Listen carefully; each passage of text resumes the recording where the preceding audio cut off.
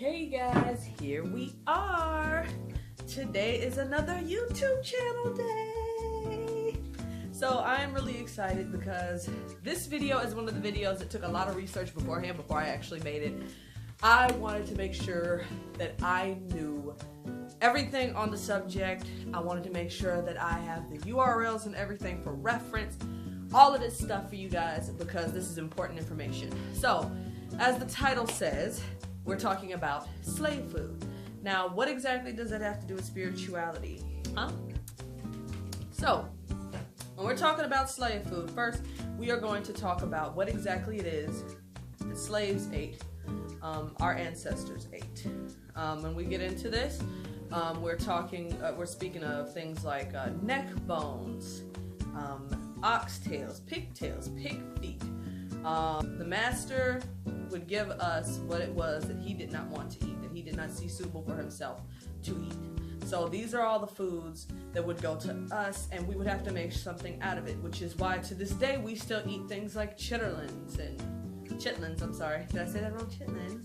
And one thing that I find so interesting, especially in the black community, for those of us that are supposed to be believers of God, is as much as we sit here and we eat all of this stuff and we believe in God and we are so into the Bible, is that people seem not to realize that it says in the Bible that we're not supposed to eat things like that. Now, the whole reason that this has come up is because in spirituality, you are supposed to eat correctly. Especially when dealing with God, you are supposed to eat healthy. You are supposed to care about yourself, and people are not necessarily doing that when it comes down to what they eat. We eat, I used to anyway, bacon, sausage, ham, all of that. Those are I never really ate chitlins or anything like that, and I'm allergic to fish, so can't really say too much about that. But the thing is that these were all foods that were, considered soul food, and that's some good eating. Because actually, I'm probably not gonna read it all, because if I read it, then it's just gonna get confusing. But I am gonna reference this in the description below, as well as other links that actually talk about this particular scripture, or why we should eat certain foods and why we shouldn't. Now, it's in, hold on, I think I am coming to you from Leviticus chapter 11, people. Okay, Leviticus chapter 11. I did also see something about Deuteronomy 14 and 8. However, I did not dig too deep into that scripture. I will after this video, but I will leave the link in the description because I don't like it when people are teaching things and they don't have references. I want you to read this for yourself. In this particular scripture, God is telling the Hebrews what they should and should not eat, what are clean and unclean foods, okay? First off, I'm going to talk about how he said that we're not supposed to eat pork. Now, he got, when it came to the Bible references, they were being specific about explaining what you were supposed to eat, how to know. If it chewed of the cud, but it had a certain type of hoof, you could eat it or not. The thing is that pig is in that description of not being able to eat. Now, the thing is, growing up, my grandmother had been on a farm, and she told me how a pig will eat anything that you put in front of it, okay? The pig will eat any type of scraps. They'll eat garbage. And you have to realize that we're putting that in our bodies and we're eating that like it's fine, okay? The Bible says that we're not supposed to eat it. Also, it contributes to heart disease and high blood pressure, diabetes, things of that nature. And one thing I find crazy about that is how they say that this runs in black families. And I've always had a problem with how, whenever you go to the doctor, they're like, oh, is there a history of diabetes in your family? And if you say, yeah, they believe that it's more than likely going to mean that you're going to get it. But I, however, do not necessarily believe that. And when it comes down to this, I understand that our ancestors had no choice but to eat this stuff because they had not a choice. This is all that they could eat. And I understand that my grandparents, that is not something that they had a choice about. That's something that they had to eat because it was the cheapest thing that they could get hold to, or was what they were having for themselves as livestock. And the thing is, even with my great-grandfather, from what I was told, he had been eating all of these unhealthy foods that had to do with ham and pig feet and pigtails and things of that nature, didn't even know that he was killing himself because he was getting bad headaches, didn't have enough to go to a doctor, and turns out that it was because of high blood pressure that he was having these headaches. And basically he was killing himself, didn't even know. Besides pigs, pig is usually an easy one, and the most common that you usually hear people talk about. However, there are a lot more that are listed in the Bible that says we're not supposed to eat. So now we're actually going to move on to shellfish and bottom feeder fish. Now it says in the Bible that we are to only eat fish that have scales and fins. So one of the things that I've noticed is if you actually look up a picture, and I don't know if I can actually put this in the box here while you're looking at it, but a catfish does not have scales at all. It looks slippery. It's weird. It just has whiskers. One thing that you should know about the catfish is the catfish is actually a bottom feeder fish. They eat all the nasty stuff off the bottom of the ocean. Okay? So do lobsters, crabs, and shrimp. Now, one thing that's pretty amazing about lobster will actually take dead bodies of other animals and bury them underneath the ground, and then come back for it later. Not that very moment. They say, oh, this will be a good snack later, and they come back for it, dig it up, and they eat that. Okay? Professional garbage hunters. That's what they refer to as lobsters. Now, I want to also say this because a lot of you are probably like, well, why is it considered a delicacy now if it's so bad for you? They got red lobster. They make hella money off of it. It's expensive. Same thing with shrimp. Very expensive food. You know, like how many times have you paid like an arm and a leg for 2 little jumbo shrimp? Specifically, lobster actually used to be fed to prisoners, slaves, things of that nature. It was a poor man's food. This was nothing that people with money would eat. And turns out that when it was first European settlers had like came here, they were overabundant. There was an overabundance of lobster. They referred to them as the cockroach of the sea. They said that it was so many of them that the shore would roll up and it would leave lobster all on the shore. And I believe, if I'm not mistaken, this particular thing that I read said it was actually quite embarrassing. They didn't like it.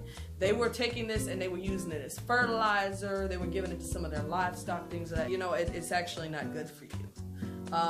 Eventually what ended up happening, something about they ended up making it a canned food, and then people started to like it, so they came over to where these lobsters were and they started to harvest it, and that's what bumped the price up. Correct me if I'm wrong, by the way, because I'm like trying to make sure I get through this as fast as I can before the baby wakes up. We're gonna go into shellfish. This is clams, that's scallops, mussels, I think is one. I don't know if I got it right. But those are the things that are actually found in the ground. Found in the water. And some snails as well. These are things that other people eat. I've never personally tried it. I've never wanted to. However, one of the things about this that I thought was so interesting, I thought this was so amazing when I found this out. This is my first time ever hearing this sort of information. So while you have things like catfish, lobster, and crabs that actually clean the bottom of the sea to clean it up, to keep the area clean, we have these clams and whatnot. Now clams, how they eat is there's just water that's just rolling over them, and they eat and filter out this water, okay? And are the detail cleaners, okay? So they purify the water and whatnot, things of that nature. But they're eating the bacteria, the silt, the viruses, and the plant debris, okay? They're filter feeders. And one thing I always wonder is, because if we're taking away to eat them and we're taking away from their job, does that make our water worse? You know? And they also say that FDA says that 85% of like food poisoning when it comes down to seafood is caused by these type of animals. And here we are eating them. So all of this is, the whole reason I'm backing you up with stuff like this is because I want you to understand that, you know, because a lot of times people are not connecting the Bible with scientific explanations. This is something that should be done, because you have people out here that's saying that the Bible is just a fairy tale and something that was made up, but it has to be deeply understood. So all of these foods that I actually just named to you, all of these are like scavenger animals. These are animals that eat no good stuff, and if you're sitting there and you're eating it, then you're getting the no good stuff. Already I told you how, and I didn't even know this either, about like the pork and everything causing, of course I knew like the high blood pressure, diabetes, but they said it also can start or give Alzheimer's and things of that nature, okay? the bacteria from the clams and whatnot can cause you to get sick. Then I think there's one more. There's two more actually. I didn't get too heavy into the whole bug thing because I know there is not too many of us here. Look, you eat bugs, you do you, boo-boo. Anything of the locust family was okay to eat. Just throwing that out there because it's in there. Then the other thing that I saw was having to do with birds. So they were saying that basically anything that ate of the flesh we're not supposed to eat. Again, he would detail them with how their feet looked and things like that. So things like vultures, of course, we wouldn't eat that. Seagulls, I believe. I think it said if it had web feet or something like that, we're not supposed to. But the site that I was looking at, anything that's also eaten off of other animals like that and things, or dead decomposing animals, can actually put us at risk if we're eating it, because then we could get anything that got transferred from that animal on them. But I mean, hey, none of us are really going after vultures to freaking eat, right? We're gonna jump back to how we eat today. And the whole reason I'm talking about this is due to the fact that it's not understood that you're supposed, it's understood that you're supposed to take care of yourself through God, right? You're supposed to treat your body as your temple type of thing. So people have always treated that as like not doing drugs, not doing cigarettes, things of that nature, no drinking. That's what they consider that. But the thing is that it's also having to do with what food you're using. We should be treating our food as our medicine, or our medicine will become our food, was a quote that I saw that I thought was just beautifully written. And not only that, but one of the things that I have found out, I'm also going to try to find this. Look, I follow Lavendaire. The girl is freaking awesome. She actually writes people back on like stuff when you like leave comments and stuff, which I really adore. But she had a video that I had watched a while back having to do with foods and vibrations, because after all, everything in this world is like energy and having to do with vibrations and different things like that. One thing that is really amazing that has to do with this, okay, is that dead foods, any dead food, that's meaning chicken, pig, any of that we're eating that is a meat, any dead food has a lower frequency of vibration. When you're thinking of fruits, raw foods like strawberries, apples, pears, things like that, it has a higher vibration. Now, when you're looking at that type of thing, and when you're looking up, because recently, and I'm not going to get too deep into this, I did do research on having to do with angels and their frequency. So the whole reason that we're not able to hear them well is because humans are on a different frequency than angels. And when you actually meditate, that helps bring you to a higher frequency. Eating better brings you to a higher frequency. Not to mention, I have found that I feel 10 times better when I actually eat healthy and go meditate. It's easier to get through the day. I feel a lot more energized. I don't feel as like sluggish, you know? And I'm just trying to encourage everyone to start eating the right way when it comes down to your spirituality. You have to.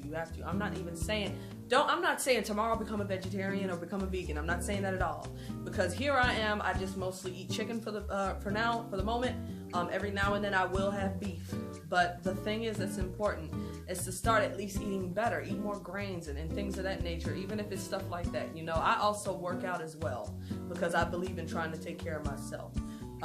But I wanted to share this information for you because it is definitely information that anyone that believes in God should know. Again, if you like the video, like the little button down there, hit the notification bell, subscribe. Please let me see a comment of what you think, how you feel about this, if you're mad, if you're sad, if you're angry, happy, hungry. And I will talk to you guys later.